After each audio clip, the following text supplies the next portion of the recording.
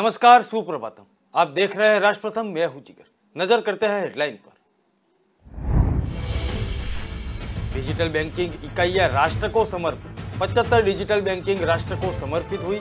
देश digital India के सामर्थ्य का साक्षी बने। पीएम ने देशवासियों को शुभकामनाएं दी।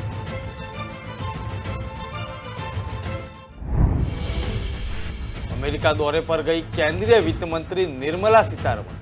भारत की केंद्रीय जांच एजेंसी ईडी की कार्यवाही पर प्रतिक्रिया दी।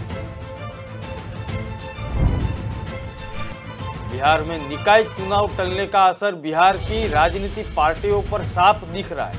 बिहार में इन दिनों जेडीयू और बीजेपी के बीच जुबानी जंग तेज हो चुकी है।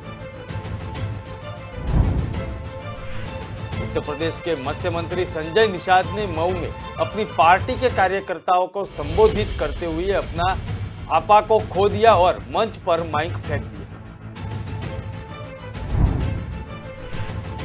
बीजेपी के राष्ट्रीय अध्यक्ष जेपी नड्डा दिल्ली के रामलीला मैदान में पंच परमेश्वर सम्मेलन में हिस्सा लिया। प्रधानमंत्री नरेंद्र मोदी ने 75 जिलों में 75 डिजिटल बैंकिंग इकाइयों को राष्ट्र को समर्पित किया। इस दौरान उन्होंने देशवासियों को शुभकामनाएं दी। पीएम ने कहा, आज देश डिजिटल इंडिया के सामर्थ्य का फिर एक बार साक्षी बन रहा है। 75 डिजिटल बैंकिंग यूनिट्स देश के 75 जिलों में धरातल पर उतर रही है। उन्होंने कहा, भारत के सामान्य मानवी के जीवन को आसान बनाने का जो अभियान देश में चल रहा है, डिजिटल बैंकिंग यूनिट्स उस दिशा में एक और बड़ा कदम है। ये ऐसी विशेष बैंकिंग व्यवस्था है जो मिनिमम डिजिटल इंफ्रास्ट्रक्चर से मैक्सिमम सेवाओं देने का काम करेगी। उन्होंने कहा कि हम सामान्य मानवी के जीवन स्तर में बदलने का संकल्प लेकर दिन रात मेहनत कर रहे हैं। हमारा संकल्प है व्यवस्थाओं में सुधार का, पारदर्शिता लाने का और आखिरी पंक्ति में खड़े व्यक्ति तक पहुंचाने का। प्रधानमंत्री नरेंद्र मोदी ने कहा कि भाजपा सरकार ने दो चीजों का एक साथ काम किया है। एक है बैंकिंग व्यवस्था को सुधारना और मजबूत करना और पारदर्शिता लाना, और दूसरा काम वित्तीय समावेश लाना। उन्होंने कहा कि हमने बैंकिंग सेवाओं का दूर सुदूर में घर तक पहुंचाने को सर्वोच्च प्राथमिकता दी।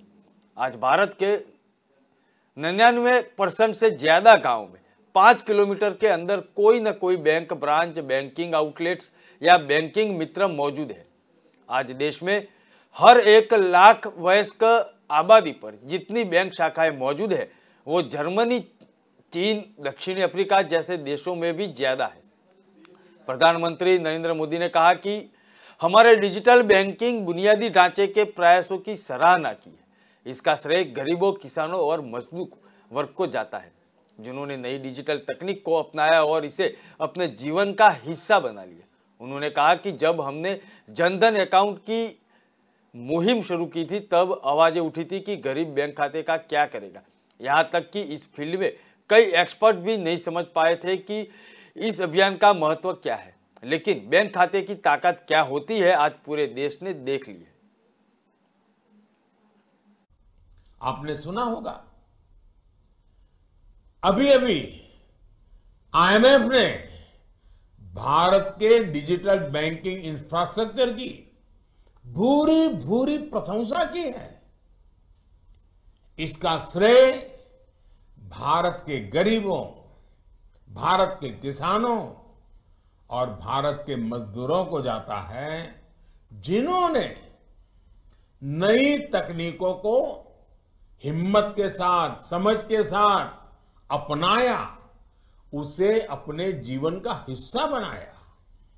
साथियों, वित्तीय भागीदारी जब डिजिटल भागीदारी से जुड़ जाती है, तो संभावनाओं का एक नया विश्व खुलने लग जाता है।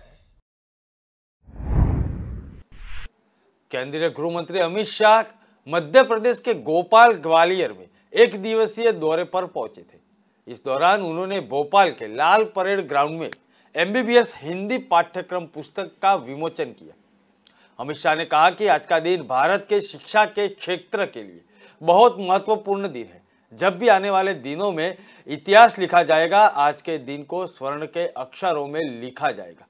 ये देश में शिक्षा के पुनः जागरण का क्षण है।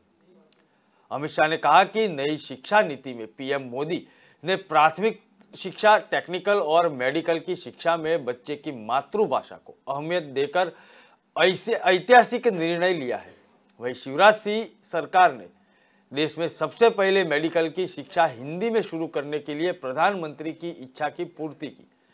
अमित शाह ने हिंदी में चिकित्सा शिक्षा प्रदान करने के लिए मध्य प्रदेश सरकार की महत्वाकांक्षी परियोजनाओं के तहत एमबीबीएस प्रथम वर्ष के लिए 3 हिंदी पुस्तकों का विमोचन भोपाल के लाल परेड ग्राउंड में किया।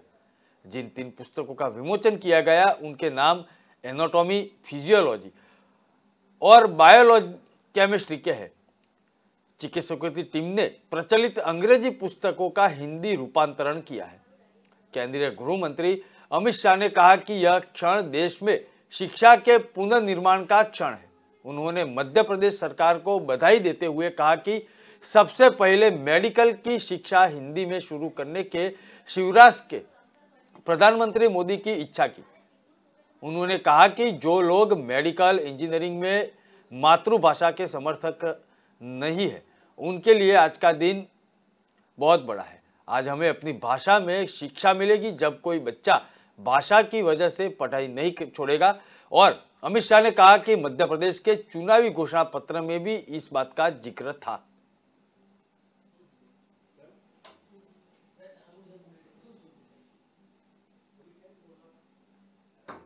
पार्टी की सरकारें आगे बढ़ेगी।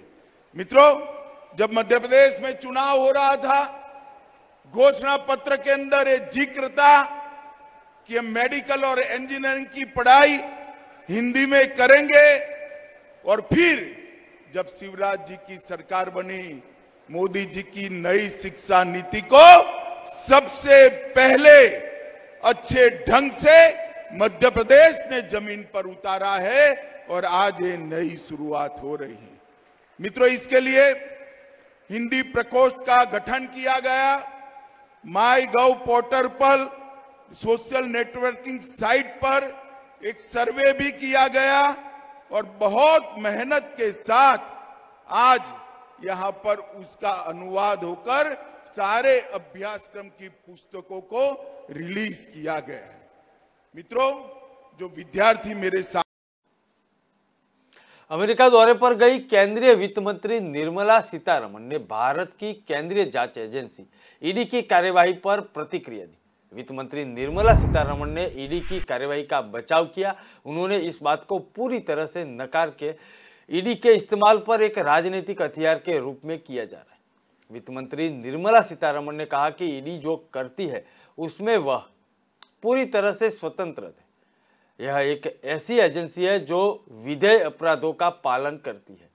प्रवर्तन निर्देशालय और आयकर विभाग की कार्यवाही पर पूछे गए सवाल का जवाब देते हुए निर्मला सीतारमण ने कहा कि इन संस्थानों का इस्तेमाल निजी पूर्वी के वर्गों के साथ किया जा रहा है, नागरिक समाजों के लिए भी किया गया है।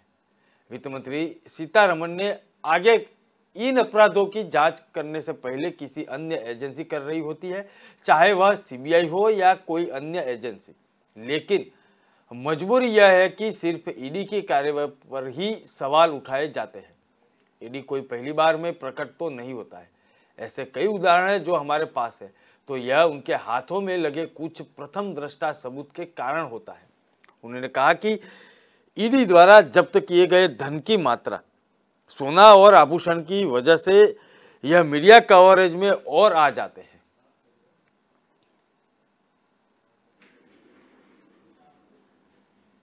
ED is completely independent in what it does. It is an agency which follows on predicate offences.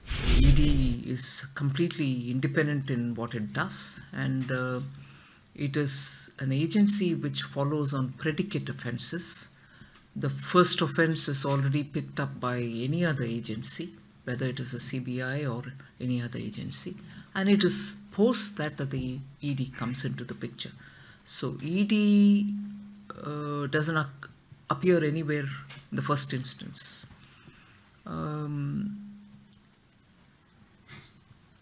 I don't want to comment on the individual cases or the approach. But certainly, there are instances which are so standing out, and if the ED goes there, it is with some prima facie evidence in its hand. And some of them have even been covered by the media yourselves. The quantum of money seized or any other precious jewelry or gold.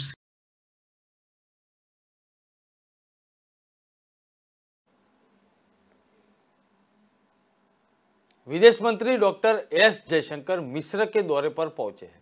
उन्होंने मिस्र के साथ मजबूत संबंध स्थापित करने के लिए वहां के विदेश नीति के क्षेत्र में प्रतिष्ठित हस्तियों से मुलाकात की। इस दौरान एस जयशंकर ने मिस्र से भारतीय समुदाय के साथ भी बातचीत की। इस दौरान उन्होंने भारत में मेडिकल हब और कोरोना के दौरान किए गए कामों के बारे में बात की। उन्होंने काहिरा में भारतीय समुदाय से कहा कि हमारे व्यापार संबंधों में एक बड़ा विकास यह है कि मिस्र ने भारत के गेहूं का आयात करना शुरू कर दिया है। मिस्र के बारे में अच्छी बात यह है कि व्यापार दोनों पक्षों से उचित रूप से संतुलित रहा है। आगे उन्होंने कहा कि मिस्र ने एक IIT के साथ उद्यम स्थापित करने के बारे में विशेष इच्छा जताई है। और जयशंकर ने कहा कि इस बारे में भारत ने अपने शिक्षा मंत्री के साथ इस चर्चा करूंगा और भारतीयों के साथ जुड़े हुए बात करते हुए विदेश मंत्री ने कहा कि हमने कोविड के दौरान भारतीयों को घर वापस लाने का अभूतपूर्व काम किया था। यह आज का भारत है और जो बड़े काम करने के लिए सक्षम है। आज साबित हो चुका है कि यह चुनौतियों का सामना कर सकता है। आगे उन्होंने कहा कि कोरोना के बाद से स्वास्थ्य से जुड़ी सेवाओं को आगे बढ़ा रहा है। लाखों लोगों को इसमें कवर करने के लिए स्वास्थ्य प्रणाली आगे बढ़ रही है। इसमें पिछले कुछ वर्षों में करोड़ों लोगों ने न इसका लाभ लिया है, आगे भी ये लाभ सभी को मिल सकता है। कई देशों के लिए एक स्वास्थ्य का केंद्र भारत बन चुका है। न केवल पड़ोसी देशों के लिए बल्कि खाड़ी, पूर्व अफ्रीका, मध्य एशिया से भारत में इलाज के लिए आने वाले विदेशियों की संख्या काफी अधिक है। बिहार में निकाय चुनाव टलने का असर बिहार की राजनीति पार्टियों पर साफ दिख रहा है।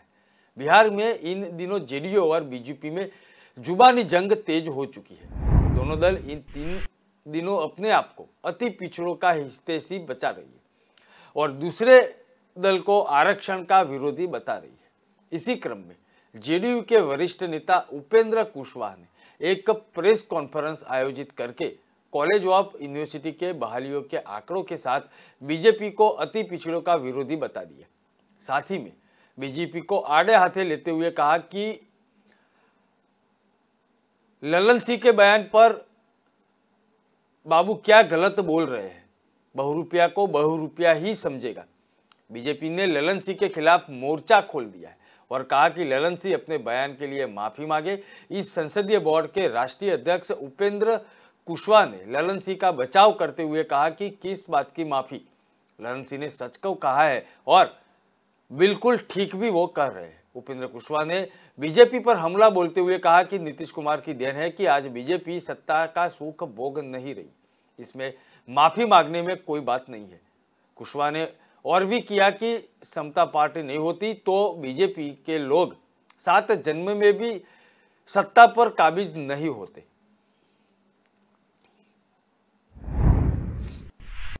बिहार की राजनीति में बीजेपी और जेडीयू के अलग होने के बाद बयानों का दौर शुरू हो चुका है। बिहार बीजेपी के प्रदेश प्रवक्ता मनोज शर्मा ने महागठबंधन की सरकार को नाटक मंडली करार दे दिया। इतना ही नहीं, नीतीश कुमार को इस नाटक मंडली का उस्ताद बोल दिया। मनोज शर्मा ने कहा कि सभी तुष्टीकरण की राजनीति पर वो लोग उतर चुके हैं। महागठबंधन के नेताओं की ओर से बिहार के लोग को मदारी का खेल दिखाया जा रहा है। बीजेपी के पूर्व विधायक ने महागठबंधन पर तंज कसते हुए कहा कि महागठबंधन की प्रस्तुति के तौर पर मदारी नाम के नाटक का मंचन किया जा रहा है, जिसमें नीतीश कुमार उस्ताद की भूमिका में है और जेडीयू के राष्ट्रीय अध्यक्ष ललन सिंह जुमरा का रोल निभा रहे हैं। आरजेडी सुप्रीमो लालू प्रसाद यादव के निर्देश में महागठबंधन की प्रस्तुति मदारी दिखाया जा रहा है। मनोज शर्मा ने नीतीश कुमार और ललन सिंह दोनों को आड़े हाथे लिया और बोला कि दोनों मिलकर मदारी के इस खेल में बिहार का माहौल उखाड़ रहे हैं।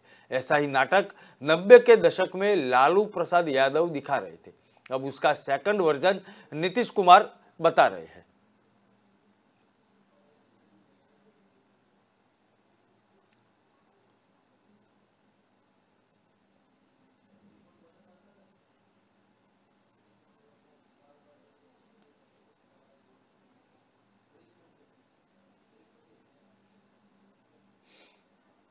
खबरें और भी है, ब्रेक के बाद फिर मिलते हैं। कहाँ जा रहे हो? दुकान पर बैठो और इसे आगे बढ़ाओ। पापा, दुकान आगे बढ़ाने के लिए मुझे दुकान पे बैठने की जरूरत नहीं है। बस बातें करवा लो इनसे।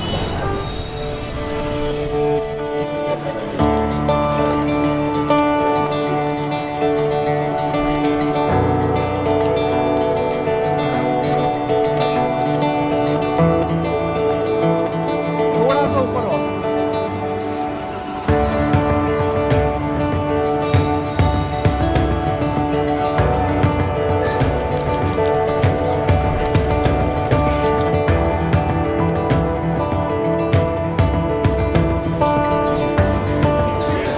लो जी मैडम, आपके 4 किलो लड्डू। बेटा इनके लड्डू पैक कराओ। क्यों पापा, बढ़ गई ना दुकान आगे? हाँ बेटा, अब तक सबकी खुशी के लिए मिठाई खिलाई है, मगर आज अपने बेटे के हुनर के लिए खुद खाऊंगा। जब खिलकर निकलता है स्किल तो सलाम करता है हर दिल। DSEU, इंडिया की पहली स्किल एंड एंटरप्रेन्योरशिप यूनिवर्सिटी, जहां ऐसे कोर्सेज में हैं डिग्रीज और डिप्लोमास जो बेटर फ्यूचर की ओर ले जाएंगे आपको।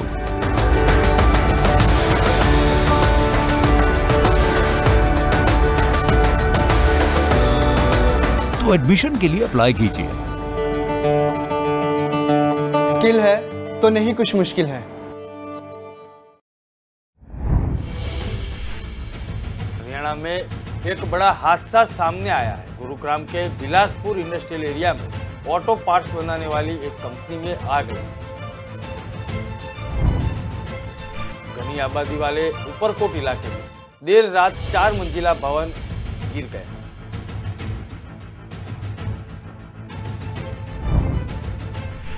महाराष्ट्र के ठाणे में ऑटो ड्राइवर ने एक कॉलेज स्टूडेंट के साथ छेड़छाड़ की।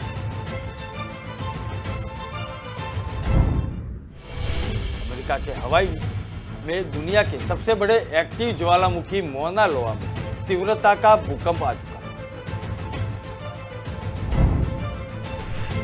जेडीयू के राष्ट्रीय अध्यक्ष ललन सिंह प्रधानमंत्री नरेंद्र मोदी पर एक बार फिर से जोरदार हमला बोले।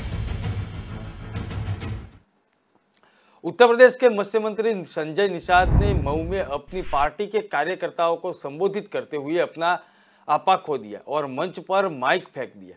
बताया जा रहा है कि मंत्री इस बात से नाराज हो गए थे कि कार्यक्रम में मौजूदा पार्टी कार्यकर्ता आपस में बातें करने में व्यस्त थे और उनके भाषण पर ध्यान नहीं दे रहे थे।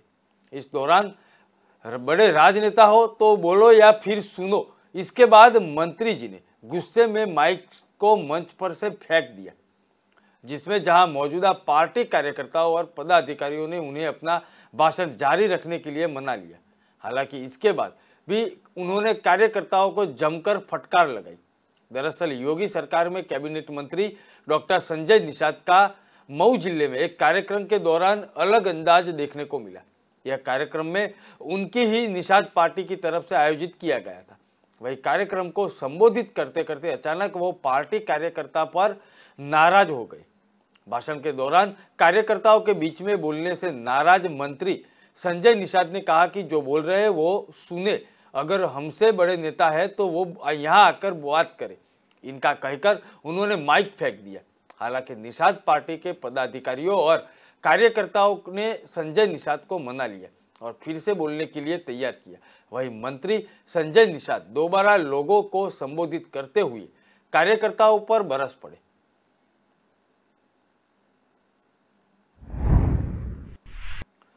आर्यवीर महासम्मेलन में पहुंचे सीएम योगी आदित्यनाथ ने कहा कि सिर्फ गौ माता की जय बोलने से काम नहीं चलेगा, आस्था का सम्मान करना होगा। पीएम ने प्राकृतिक खेती को बढ़ावा देने के लिए गौ आधारित खेती को यूनिट बजट का हिस्सा बना लिया। विष मुक्त खेती से खाद्यान्न भी पैदा हो सकते हैं और गाय भी बचेगी। मुख्यमंत्री ने कहा कि प्रधानमंत्री ने 15 अगस्त को लाल किले के मंच से प्रण की प्रेरणा दी थी। कहा था कि गुलामी का चिन्ह न रहे और हमारी विरासत कायम रहे। प्रदेश सरकार ने बगैर भेदभाव सामूहिक विवाह योजना चलाया है। 2 लाख से अधिक युवतियों का विवाह कराया गया है। बाल विवाह को समाप्त करके विधवा विवाह कराए गए हैं। कृषि में स्वदेशी तकनीक का प्रयोग आ रहा है और प्रदेश में 1,10,000 हेक्टेयर क्षेत्रफल में प्राकृतिक खेती कराई गई है। अगले 2 साल में ये 2 गुना हो सकती है।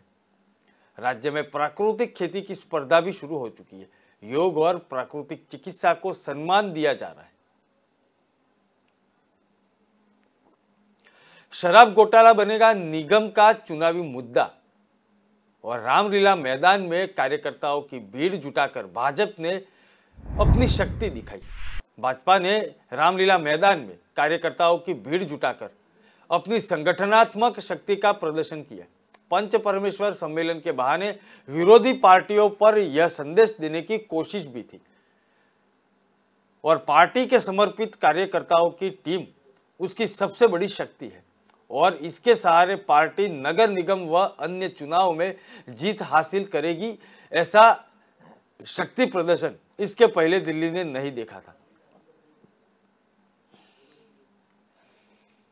का मैसेज देने की देश भर के लोगों को कोशिश होगी भाजपा के इस बड़े सम्मेलन से। कल रामलीला मैदान में जो पंच परमेश्वर सम्मेलन होने जा रहा है, जिसमें हमारे माननीय राष्ट्रीय अध्यक्ष श्री जगत प्रकाश नड्डा जी यहां से कार्यकर्ताओं को सिंहनाद और शंखनाद की प्रेरणा विजय संकल्प के साथ दे रहे हैं। माननीय राष्ट्रीय अध्यक्ष जी कल पहली बार दिल्ली के अंदर 1 लाख कार्यकर्ताओं को संबोधित करेंगे, उनको मार्गदर्शन देंगे और पहली बार जब वो यहां दिल्ली के इतने बड़े कार्यकर्ता सम्मेलन में आ रहे हैं तो उनका स्वागत भी भव्य तरीके से होने जा रहा है। आप देख रहे हैं जिस तरह से कार्यकर्ताओं को बैठने की व्यवस्था है, यहाँ मंच की व्यवस्था है, यहाँ पर प्रचार प्रसार झंडा इत्यादि सभी व्यवस्थाओं में हमारे कार्यकर्तागण लगे हुए हैं और दिन रात एक करके इस पंच परमेश्वर कार्यकर्ता सम्मेलन को व्यवस्था की दृष्टि से सफल बनाने के लिए,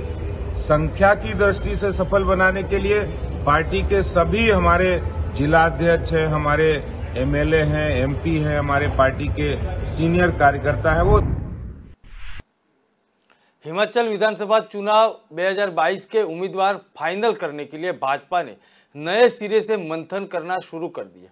इसके लिए अचानक भाजपा ने चारों संसदीय हलकों शिमला, मंडी, हमीरपुर, कांगड़ा में मीटिंग बुला ली। मीटिंग से पहले चारों हलकों में दिल्ली से हेलीकॉप्टर उतरे, जिसके बाद भाजपा चुनाव प्रबंध समिति को तलब कर लिया गया। बता दें कि इलेक्शन कमेटी की बैठक से पहले भाजपा को कोर ग्रुप की बैठक रखी गई थी, जो किन्हीं कारणों से रद्द की गई है। बैठक केंद्रीय मंत्री अमित शाह के नेतृत्व में होनी थी, जो नहीं हो सकी। ऐसे में अब सीधे इलेक्शन कमेटी की बैठक में टिकटों के आवंटन के बारे में मंथन किया जाएगा। बता दें कि हिमाचल चुनावी रण में प्रधानमंत्री नरेंद्र मोदी ने खुद मोर्चा संभाला, साथ में ही अमित शाह और जेपी नड्डा को रखा है और ऐसे में तिकड़ी से सरप्राइज मिलने रहना लाजमी है। इस तरह से प्रधानमंत्री 20 दिन में 3 ताबड़तोड़ रैलियां कर चुके हैं। उसको लगता है कि हिमाचल में भाजपा पीएम मोदी के नाम पर चुनाव लड़ रही। भाजपा ने अपने 5 साल की उपलब्धियों गिराने की बजाय पीएम मोदी पर निर्भर दिख रहे हैं। शिमला संसदीय क्षेत्र में चुनाव प्रबंधन समिति की बैठक पार्टी कार्यालय दीप कमल में शुरू चल रही है। बैठक की अध्यक्षता समिति अध्यक्ष डॉक्टर राजीव बिंदल कर रहे थे।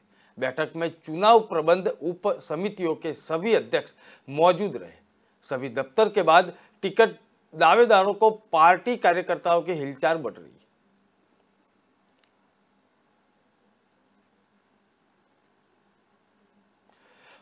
हरियाणा में एक बड़ा हादसा हुआ। गुरुग्राम के बिलासपुर इंडस्ट्रियल एरिया में ऑटो पार्ट्स बनाने वाली एक कंपनी में आग लग गई थी। फिलहाल मौके पर दमकल की गाड़ियां मौजूद हैं। सबसे पहले जानकारी मिली और उसके बाद दमकल की गाड़ियां वहीं पर पहुंच चुकी थी और बड़ी अपडेट्स आने के लिए इस के बाद जो कंपनी है उसके मजदूर थे और कई लोग फंसे हुए थे और उनका नुकसान जो था उसको बचा लिया गया था।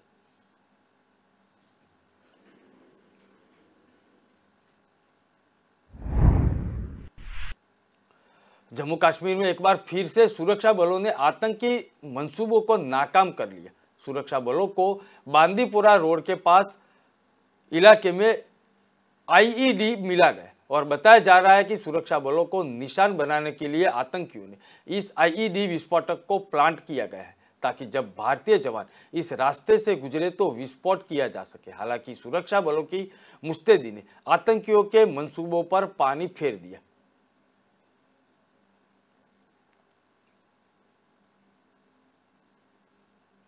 घनी आबादी वाले उपरकोट इलाके में देर रात 4 मंजिला भवन बम गिर गई थी और जिसमें दबकर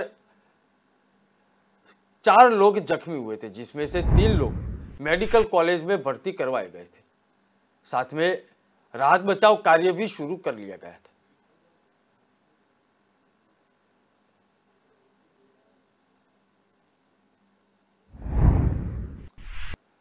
गूगल इंडिया के मैनेजर ने भोपाल की लड़कियों को 7 साल लिव इन रिलेशन में रखा गया था और फिर दूसरी लड़की से शादी करने के लिए पकड़ा गया था और उसे भोपाल की लड़की वालों ने उसको बेहोश करने के जबरदस्ती शादी करने के आरोप में भारतीय प्रबंधन संस्थान के इस क्लासमेट के बीच एक जो लिव इन रिलेशन था उसके बारे में पुलिस में फरियाद की गई है।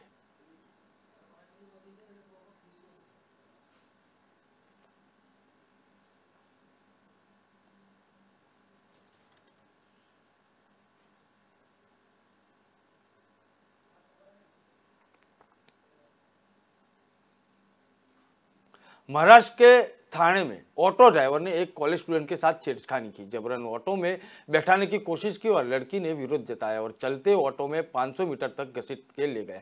पुलिस के मुताबिक 22 साल की लड़की कॉलेज की स्टूडेंट है। वह कॉलेज जा रही थी और इस दौरान रास्ते में खड़े ऑटो ड्राइवर ने इस पर गंदे कॉमेंट्स किए।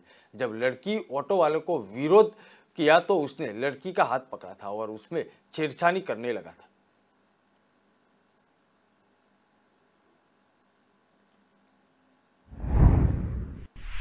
हरियाणा में आदमपुर उपचुनाव और पंचायत चुनाव से पहले डेरा सच्चा सौदा प्रमुख राम रहीम जेल से बाहर आ गया है और सुनरिया जेल से निकलकर ही उत्तर प्रदेश के बागपत आश्रम पहुंच गया। वहां पहुंचकर राम रहीम 2 मिनट 15 सेकंड के लिए वीडियो संदेश जारी किया, जिसमें राम रहीम ने इशारों में चुनावी संदेश दिया था।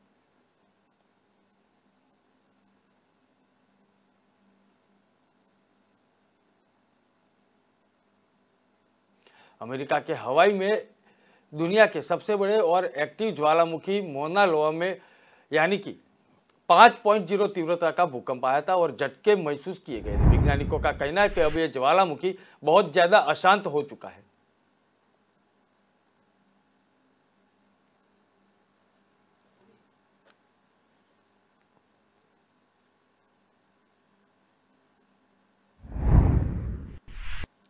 गोवा में दूधसागर जलप्रपात के पास बना एक छोटा पुल भारी बारिश के कारण टूट गया।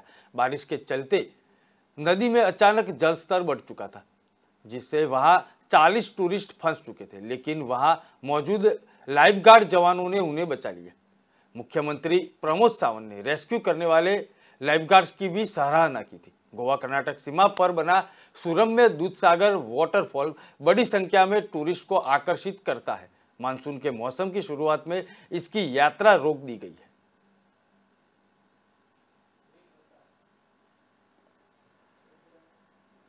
ब्रेक के बाद रफ्तार समाचार देखेंगे। शम्मी बोलो, ये सिलबट्टे को अंग्रेजी में क्या बोलते हैं? सिलबट्टा क्या बोलते हैं? क्या बोलते हैं? चाचू, सिलबट्टे को अंग्रेजी में क्या कहते हैं? सिलबट्टे को ओ भाभी, सिलबट्टे को अंग्रेजी में क्या कहते हैं? ले, अरे यही तो मैं पूछ रही हूँ। पर क्यों? वो अमेज़न से मंगवाना है ना, वहाँ सिर्फ अंग्रेजी चलती है। किसने बोला? अब अपनी हिंदी भी चलती है। अब अपनी दुकान बोले अपनी जुबान, बस यहाँ से भाषा बदलिए और ढूंढिए, चुनिए, खरीदिए, सब हिंदी में। रात के 2 बजे, दिन के 12 बज गए। Say goodbye to the 1950s की टेक्नोलॉजी वाले मेमोरी फोम मैट्रेस को। Meet India's first and only smart grade mattress. इसकी patented technology देs softness that relaxes your pressure points and firmness that supports your back. Memory foam में बकवास. Sleep Company mattress is झक्कास. Log on to the sleepcompany.in. America दौरे पर गए केंद्रीय वित्त मंत्री निर्मला सीतारमण ने भारत की केंद्रीय जांच एजेंसी ईडी की कार्रवाई पर प्रतिक्रिया दी। वित्त मंत्री निर्मला सीतारमण ने ईडी की कार्रवाई का जवाब बचाव किया है। उन्होंने बताया कि इस बात को पूरी तरह से नकारा। ईडी की इस्तेमाल एक राजनीतिक हथियार के रूप में किया जा रहा है।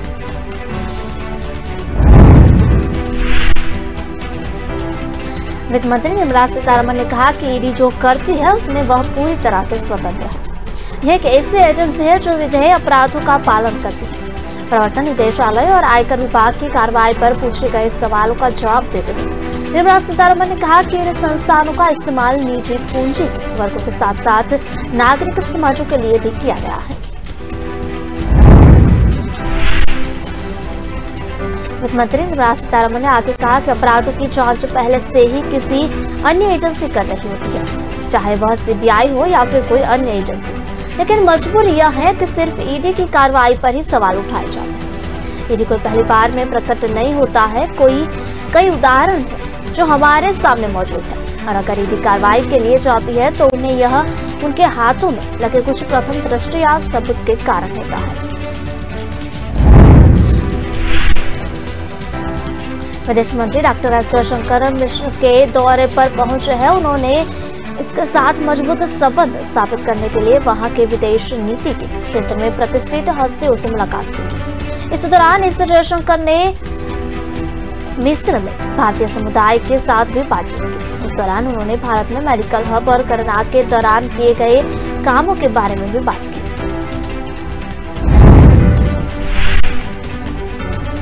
उन्होंने कहिरा में भारतीय समुदाय से कहा कि हमारे व्यापार संबंधों में एक बड़ा विकास है कि मिस्र के भारत से गेहूं का आयात करना शुरू कर दिया है। इसके बारे में अच्छी बात यह है कि व्यापार दोनों पक्षों से उचित रूप से संतुलित हो रहा है। आगे उन्होंने कहा कि मिस्र के एक आईआईटी के साथ उद्यम स्थापित करने के बारे में विशेष इच्छा जताई और जयशंकर ने कहा कि इस बारे में भारत में अपने शिक्षा मंत्री के साथ पर इस बात पर चर्चा भी करेंगे।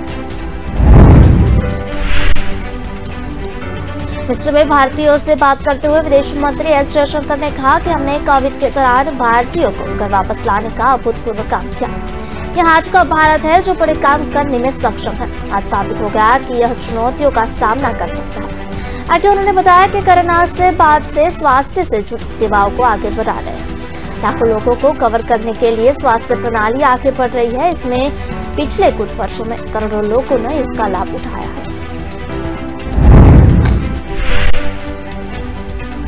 बिहार में निकाय चुनाव टलने का असर बिहार की राजनीतिक पार्टियों पर साफ दिख रहा है। बिहार में इन दिनों जेडीयू और बीजेपी के बीच जुबानी जंग जोर शोर से जारी है। दोनों दल दिनों अपने आप को अति पिछड़े के हितैषी बनी हुई है और दूसरे दल को आरक्षण का विरोधी बता रही है। इसी क्रम में जेडीयू के वरिष्ठ नेता उपेंद्र कुशवाहा ने एक प्रेस कॉन्फ्रेंस आयोजित कर कॉलेज और यूनिवर्सिटी के बहालियों के आंकड़ों के साथ बीजेपी को अति पिछड़ों का विरोधी बताया। साथ ही में बीजेपी को आड़े हाथ लेते हुए कई आरोप भी लगाए।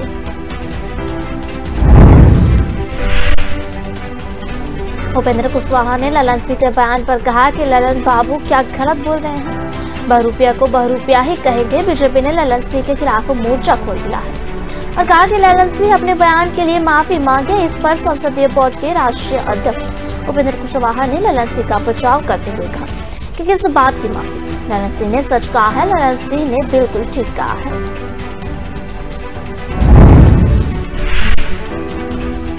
उन्होंने उपेंद्र कुशवाहा ने बीजेपी पर हमला बोलते हुए कहा कि नीतीश कुमार की देन है कि आज बीजेपी सत्ता का सुख भोग रही है। इसमें माफी मांगने जैसी कोई बात नहीं। उपेंद्र कुशवाहा ने कहा कि अगर बीजेपी पहली को देश के सभी राजनीतिक दल अछूत मानते हैं, लेकिन जब समता पार्टी बनी और नीतीश कुमार बंबई के अधिवेशन में शामिल हुए उस दिन के बाद से बीजेपी अछूत से छूत बन गई। समता पार्टी के नेता नीतीश कुमार और जॉर्ज फर्नांडिस ने बीजेपी को अछूत से छूत बनाने का काम किया।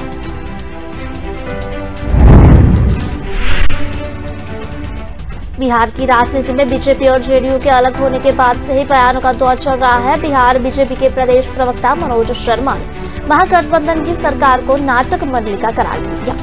इतना ही नहीं, नीतीश कुमार को इस नाटक मंडली उस्ताद कह दिया। मनोज शर्मा ने कहा कि ये सभी दृष्टिकरण की राजनीति पर उतर चुके हैं। महागठबंधन के नेताओं की ओर से बिहार के लोगों को मदारी का खेल दिखाया जा रहा है।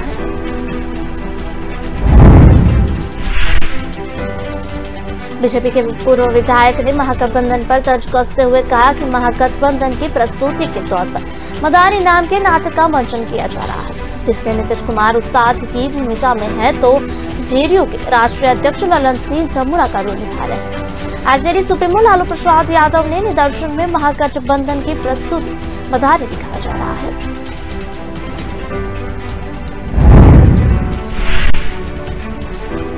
मनोज शर्मा ने नीतीश कुमार और ललन सिंह दोनों को आड़े हाथ लेते हुए कहा कि दोनों मिलकर मदारी के इस खेल में बिहार का मखौल उड़ा रहे हैं। ऐसा ही नाटक 90 के दशक में लालू यादव दिखाते थे। अब उसका सेकंड वर्जन नीतीश कुमार और ललन ने शुरू किया है। 1990 के दशक में मदारी का खेल दिखाने वाले लालू प्रसाद यादव अब की बार इस नाटक के डायरेक्टर बन गए हैं। और बीजेपी प्रवक्ता ने कहा ललन सिंह ऐसे जमुरा है।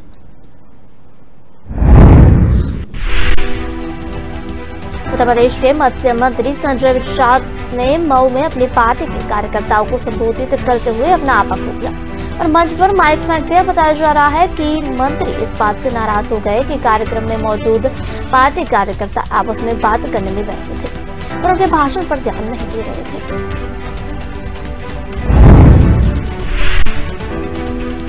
इस दौरान भड़के संजय निषाद ने कहा कि अगर हमसे बड़े राजनेता हो तो बोलो या फिर सुनो। इसके बाद मंत्री ने गुस्से में माइक को मंच पर फेंक दिया, जिससे वहां मौजूद पार्टी कार्यकर्ता और पदाधिकारियों ने उन्हें अपना भाषण जारी रखने के लिए मनाया। हालांकि इसके बाद भी उन्होंने कार्यकर्ताओं को जमकर फटकार लगाई। दरअसल योगी सरकार में कैबिनेट मंत्री डॉक्टर संजय निषाद का शनिवार को मऊ जिले में एक कार्यक्रम के दौरान अलग अंदाज देखने को मिला। यह कार्यक्रम उनकी ही निषाद पार्टी की तरफ से आयोजित किया गया था। वही कार्यक्रम को संबोधित करते हुए अचानक पार्टी कार्यकर्ताओं पर ही भड़क गए। भाषण के दौरान कार्यकर्ताओं के बीच में बोलने से नाराज मंत्री संजय निषाद ने कहा कि जो बोल रहे हैं उससे सुनो, अगर हमसे बड़े नेता हो तो बोलो। इतना कहकर उन्होंने माइक फेंक दिया।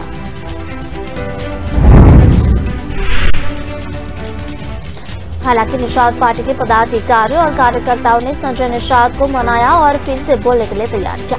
वहीं मंत्री संजय निषाद दोबारा लोगों को संबोधित करते हुए कार्यकर्ताओं पर बरस पड़े। उन्होंने कहा कि कितना बड़ा नेता हो, दूसरे के इशारों पर चल रहे हो, बर्बाद हो जाओगे। इस दौरान संजय निषाद ने स्पष्ट रूप से पार्टी के एक कार्यकर्ता की ओर इशारा किया और कहा कि धीरेन्द्र क्या चाहते, बर्बादी चाहते हो क्या?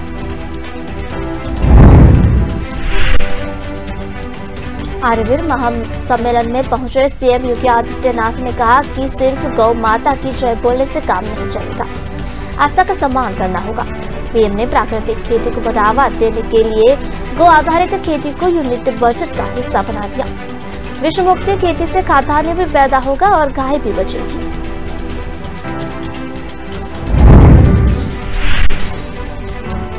मुख्यमंत्री ने कहा कि प्रधानमंत्री ने 15 अगस्त को लाल किले से पंचतंत्र की प्रेरणा दी।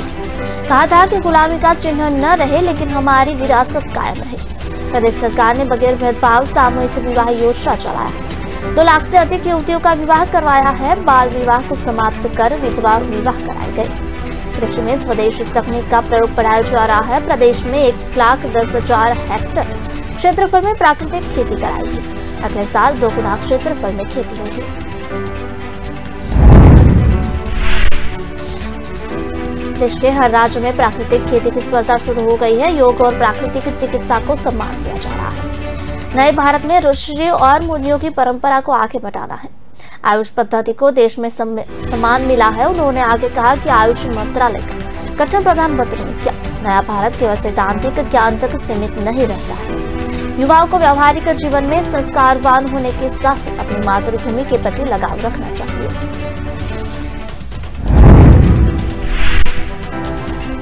बीजेपी के राष्ट्रीय अध्यक्ष जेपी नड्डा दिल्ली के रामलीला मैदान में पंच परमेश्वर सम्मेलन को संबोधित करेंगे। भाजपा ने बताया कि इस रैली में 1 लाख पार्टी कार्यकर्ता जुटे हैं। तभी यह रैली इसलिए अहम है क्योंकि इस साल दिसंबर में दिल्ली नगर निगम चुनाव होने वाले इस संभावना जताई जा रही है।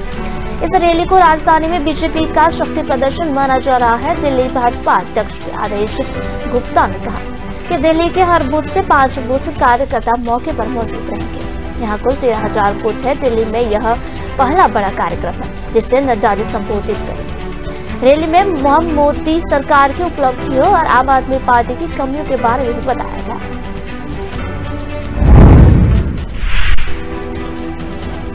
एमसीडी यानी कि म्युनिसिपल कॉर्पोरेशन ऑफ दिल्ली पर लगातार 3 बार से भाजपा कब्जा कर रहा है, लेकिन इस बार आप भाजपा को टक्कर देती दिख रही है। इससे पहले अप्रैल में एमसीडी चुनाव को ऐलान हुआ था, लेकिन पूरा शेड्यूल जारी होने से पहले इसे टाल दिया था। वजह यह थी कि केंद्र सरकार ने 3 अलग अलग नगर निगमों की एक करना चाहती थी। पहले दिल्ली में नॉर्थ एमसीडी, साउथ एमसीडी और ईस्ट एमसीडी थे जो एक हो चुके हैं। इसके साथ ही वार्डों की संख्या कम करने के लिए परिसीमन करना भी दूसरी वजह थी।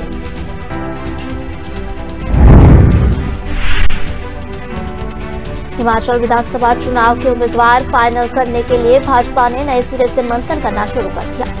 इससे पहले आज अचानक भाजपा ने 4 संसदीय हलकों शिमला, मंडी, हमीरपुर, कांगड़ा में मीटिंग बुलाई थी। मीटिंग से पहले 4 हलकों को दिल्ली से हेलीकॉप्टर उतरे, जिसके बाद भाजपा चुनाव प्रबंधन समिति को तलब कर लिया गया। बता दें कि इलेक्शन कमेटी की बैठक से पहले शनिवार को भाजपा कोर ग्रुप की बैठक रखी गई थी, जो किन्हीं कारणों से रद्द कर दी गई। बैठक में केंद्रीय मंत्री अमित शाह ने नेतृत्व में होनी थी, जो नहीं हो सकी। ऐसे में अब सीधे इलेक्शन कमेटी की बैठक में टिकटों का आवंटन के बारे में मंथन किया जाएगा।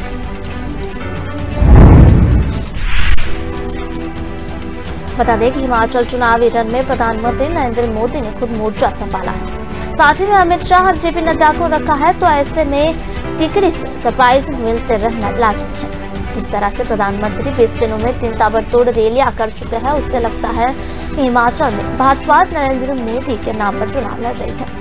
भाजपा अपने 5 साल की उपलब्धियां गिनने के बजाय पीएम मोदी पर निर्भर दिख रही है। शिमला संसदीय क्षेत्र में चुनाव प्रबंध समिति की बैठक पार्टी कार्यालय दीप कमल में शुरू चल रही है। हिमाचल विधानसभा चुनाव 2022 के लिए भाजपा 23 अक्टूबर तक अपने सभी प्रत्याशियों की सूची जारी कर देगी। प्रत्याशियों की सूची 2 चरणों में जारी की जाएगी। वहीं टिकटों के आवंटन को लेकर दिल्ली में इलेक्शन कमेटी यानी कि सीईसी अहम बैठक होने वाली है। इसमें पार्टी हाईकमान से लेकर भाजपा कोर ग्रुप के पदाधिकारी भी भाग लेंगे। पदाधिकारियों में मुख्यमंत्री जयराम ठाकुर, भाजपा प्रदेश अध्यक्ष सुरेश कश्यप, भाजपा प्रदेश प्रभारी अविनाश राय, त्रिलोक जम्वाल, त्रिलोक कपूर, राजीव सैजल सहित कई नेता यहाँ शामिल हैं। बताते कि इलेक्शन कमेटी की बैठक से पहले शनिवार को भाजपा कोर ग्रुप की बैठक रखी गई थी, जो किन्हीं कारणों से रद्द कर दी गई। बैठक केंद्रीय मंत्री अमित शाह के नेतृत्व में होनी थी, जो नहीं हो सकी। ऐसे में अब सीधे इलेक्शन कमेटी की बैठक में टिकटों का आवंटन के बारे में किया जाएगा। बता दें कि चुनाव टिकट तय करने में जितनी देरी होगी, प्रचार के लिए उम्मीदवार को उतना कम वक्त मिलेगा। भाजपा से वर्तमान मुख्यमंत्री जयराम ठाकुर सबसे बड़े उम्मीदवार हैं। अगर 2017 की तरह कोई बड़ा उलटफेर हुआ तो केंद्रीय मंत्री अनुराग ठाकुर भी सीएम चेहरा बन सकते हैं। हिमाचल में मिशन रिपीट पर निकली बीजेपी के 8 से 12 सिटिंग एमएलए के टिकट कर सकते हैं। 1-2 मंत्री की सीट भी खतरे में है। पार्टी के इंटरनल सर्वे और वर्करों के फीडबैक के बाद भाजपा इनकी जगह नए चेहरों को मौका देने के फॉर्मूले पर काम कर रही है।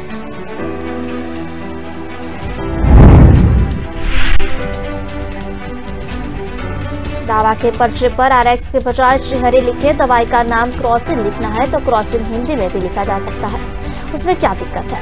ऊपर श्रीहरि लिखो और क्रॉसिन लिख दो। ये सलाह मध्य प्रदेश के सीएम शिवराज सिंह चौहान ने डॉक्टरों को दी।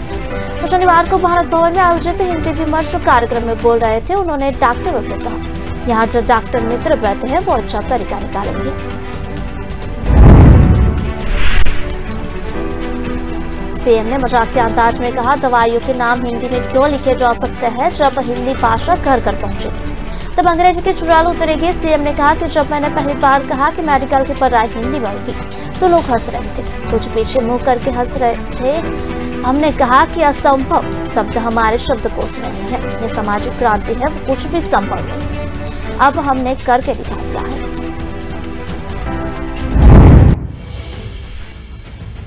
पाकिस्तान के बलूचिस्तान प्रांत में हाई कोर्ट के पूर्व चीफ जस्टिस की गोली मारकर हत्या कर दी। पाली नगर परिषद ऑडिटोरियम हॉल में शॉर्ट सर्किट से आग लगी। सतलुज यमुना लिंक नहर का निर्माण शुरू करने के लिए हरियाणा सरकार के प्रस्ताव को पंजाब के मुख्यमंत्री मान ने नकार दिया।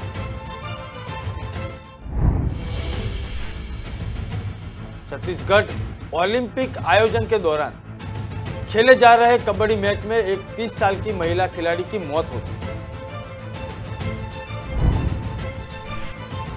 हिमाचल चुनाव 2020 के लिए भाजपा 23 अक्टूबर तक अपने सभी प्रत्याशियों की सूची जारी करेगी।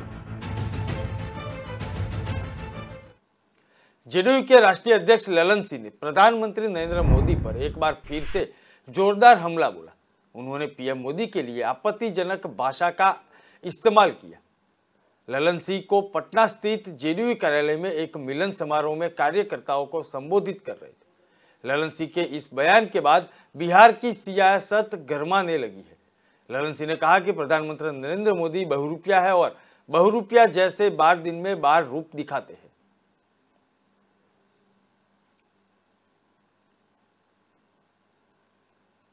जब ये मुख्यमंत्री बने गुजरात के, तब इन्होंने अपने समाज को पिछड़ा वर्ग में शामिल कर लिया। तो इतना डुप्लीकेट है, या ओरिजिनल कहां से आता? अभी तो नरेंद्र मोदी जी का परिचय दे रहे हैं कि क्या।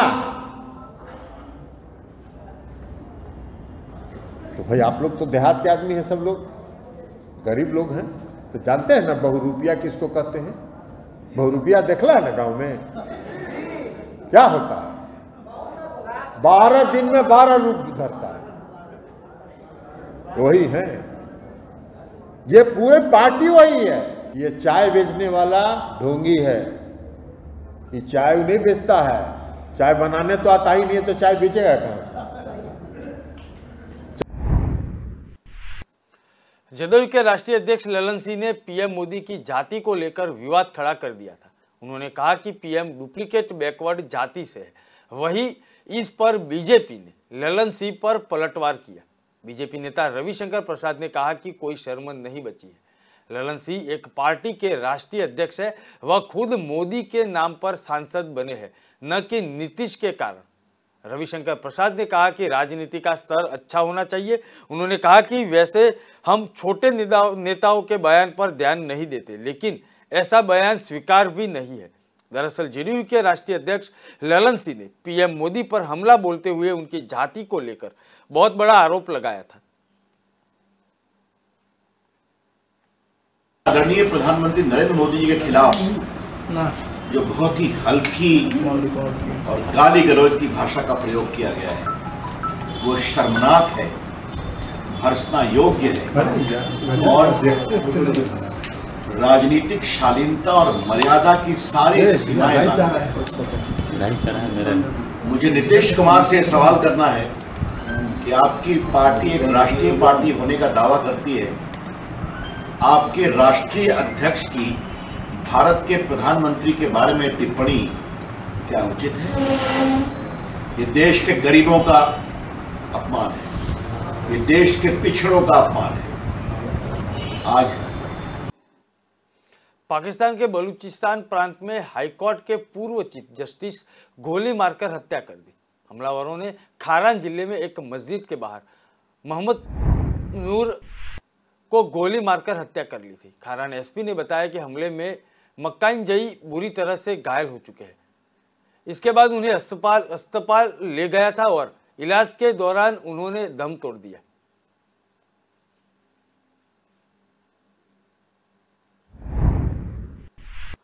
अरुणाचल प्रदेश के 2 युवक टिकरो और बेंगसो करीब 2 महीने से लापता है। इनके परिवार को शक है कि अरुणाचल चीन बॉर्डर पर चीनी सैनिकों ने उन्हें बंधक बना दिया है।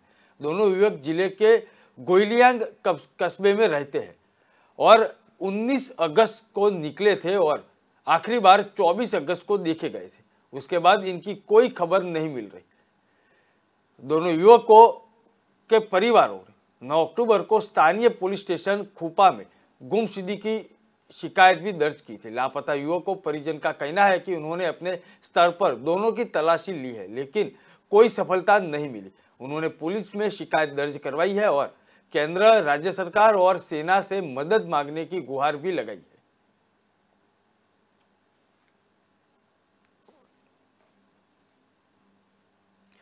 पाली नगर परिषद ऑडिटोरियम हॉल में शॉर्ट सर्किट से आग लगी थी और धुआं में लाखों रुपए का ऑडिटोरियम जल के राख हो गया। सीलिंग टूटकर नीचे गिर गई थी। हॉल की सारी सीटें, स्टेज, दीवारों पर लगी लकड़ी को सीलिंग भी जल चुकी थी। आग बुझाने के लिए नगर परिषद और रिको की दमकल की टीम जुटी रही थी। करीब 2.5 घंटे तक चला ऑपरेशन के बाद आग पर काबू पाने में सफलता मिली थी।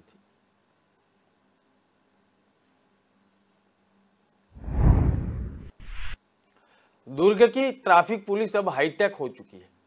वह एच पर लगने वाले जाम से निपटने के लिए गूगल मैप का सहारा ले रही है। गूगल मैप पर देखकर ITMS का कर्मचारी तुरंत पता लगा लेता है कि कहां पर ट्रैफिक जाम लगा हुआ है। वहां तुरंत पुलिस पहुंचेगी और जाम को रिलीज करवा रही है। दुर्ग के SP डॉक्टर अभिषेक पल्लव ने बताया कि रायपुर नगर NH के आए दिन आम जनता के लिए शिकायतें जो मिल रही थी उसके ऊपर काम कर रहा है।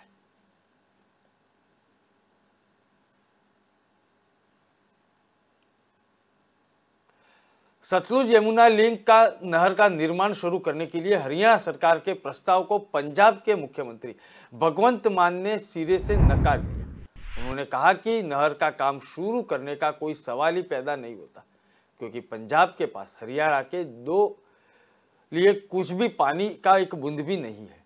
हरियाणा के CM के साथ मीटिंग के बाद पत्रकारों से साथ बातचीत करते हुए मान ने कहा कि जब इस नहर के लिए समझौता हुआ तब पंजाब को 18.56 मिलियन एकड़ फुट पानी मिल रहा था, जो अब कम होकर 12.63 MAF हो चुका है, जिससे साफ है कि पंजाब के पास किसी भी राज्य को देने के लिए अतिरिक्त पानी नहीं बचा। मुख्यमंत्री मान ने कहा कि हरियाणा को सतलुज, यमुना और अन्य नहरों से 14.10 MAF पानी मिल रहा है, जबकि पंजाब को लेकर 12.63 MAF पानी मिल रहा है। उन्होंने कहा कि हरियाणा के पास कम क्षेत्रफल होने के बावजूद पंजाब की अपेक्षा अधिक पानी मिल रही है, लेकिन फिर भी वह पंजाब से और पानी की मांग कर रहा है। भगवंत मान ने कहा कि ऐसे में हरियाणा को पानी कैसे दिया जा सकता है, जबकि हमारे पास अपने खेतों के लिए पानी नहीं है।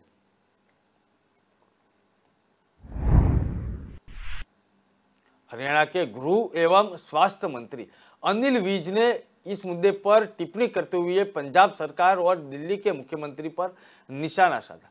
गृह मंत्री ने कहा कि उन्हें लगता है कि मान साहब को उनके अधिकारियों को गलत किताब पढ़ाई है। मंत्री विज ने अरविंद केजरीवाल को भी निशाने पर लिया। उन्होंने कहा कि केजरीवाल उनका मास्टरमाइंड है, जो पन्ना केजरीवाल ने पढ़ाकर भेजा है, मान ने वही पढ़ लिया है। CM भागवत को केजरीवाल ने पूरी तरह से टाइट करके रखा हुआ है, मान अपना अधिकार को यूज नहीं कर सकते। गृह मंत्री ने कहा कि हरियाणा और पंजाब सरकार के बीच हुई मीटिंग नहर बनाने के लिए थी, लेकिन पंजाब CM पानी का रोना रो रहे हैं। वह कौन होते हैं कि पानी नहीं देंगे? पानी हिमाचल से आ रहा है, हिमाचल से किसको पानी मिले न मिले उसके लिए ट्रिब्यूनल बना हुआ है। हिमाचल जितना पानी हरियाणा को देता है वह हम ले लेंगे, लेकिन वार्ता रास्ते की है।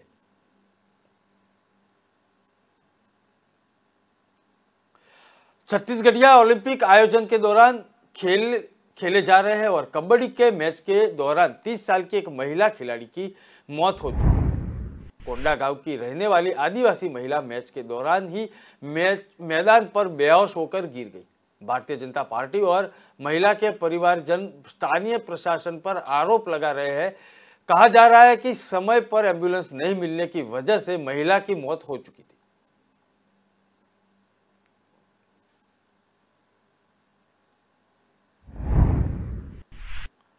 रूस के मिलिट्री बेस में 2 हमलावरों ने गोलीबारी की और इस घटना में 11 लोगों की मौत हो चुकी थी, जबकि 15 लोग घायल थे। रूसी रक्षा मंत्रालय ने इस आतंकवादी हमला बताया है। उन्होंने बयान जारी करके कहा कि दक्षिण पश्चिमी रूस के बेल्गोरोड में क्षेत्र में शूटिंग हुई, जो यूक्रेन को सीमा से लग के है। सरकार की तरफ से दोनों बंदूकधारियों के बारे में पूरी जानकारी दी गई थी, लेकिन बताया जा रहा है कि ये हमलावर पूर्व सोवियत राज्यों के थे। मंत्रालय ने कहा कि सैन्य फायरिंग रेंज पर गोलियां चलाई रही है। जवाबी कार्यवाही में दोनों आतंकवादी मारे चुके हैं। दरअसल ये वही मिलिट्री बेस है जहां यूक्रेन से लड़ने वाले नागरिकों को ट्रेनिंग दी जा रही है। मारे गए लोगों को भी यूक्रेन से युद्ध लड़ना चाहते हैं।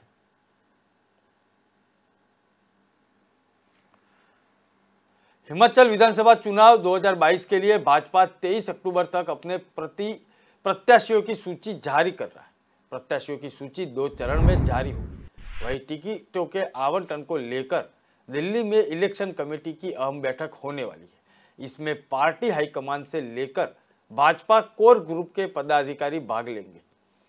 पदाधिकारियों के मुख्यमंत्री जयराम ठाकुर, भाजपा प्रदेश अध्यक्ष सुरेश कश्यप, भाजपा प्रदेश प्रभारी अविनाश राय, त्रिलोक जम्वाल, त्रिलोक कपूर सहित कई बड़े नेता शामिल थे। टिकटों को लेकर बैठक में जो चर्चा हो रही है उसमें रिपोर्ट को पार्लियामेंट्री बोर्ड के समक्ष रखा जाएगा। इसमें भाजपा राष्ट्रीय अध्यक्ष जेपी नड्डा, केंद्रीय गृह मंत्री अमित शाह भी हाजिर रहेंगे। बता दें कि इलेक्शन कमेटी की बैठक से पहले भाजपा कोर ग्रुप की बैठक भी की गई थी, जो किसी कारणवश रद्द की गई थी।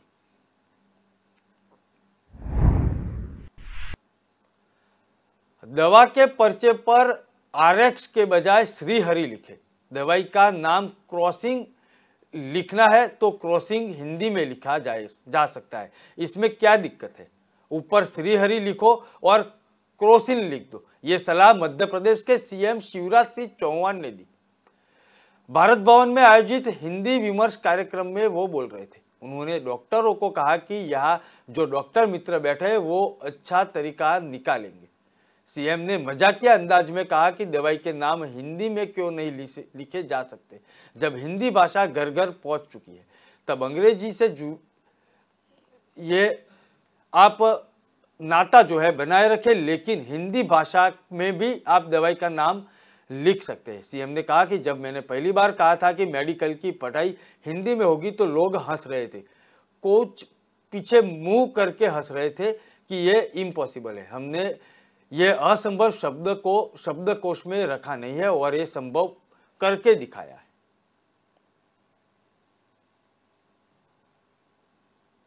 कर्नाटक के हसन जिले में रात करीब 11 बजे के आसपास एक टेम्पो की पब्लिक ट्रांसपोर्ट और मिल्क टैंकर से टक्कर हो चुकी थी। इस हादसे में 4 बच्चों समेत 9 लोगों की मौत हुई थी, जबकि 10 लोग घायल हैं। हादसा हसन जिले के अरासी के तालुका में गांधीनगर के पास हुआ था। टेम्पो के कुल 14 लोग सवार थे और इसमें 9 की मौत हो चुकी थी।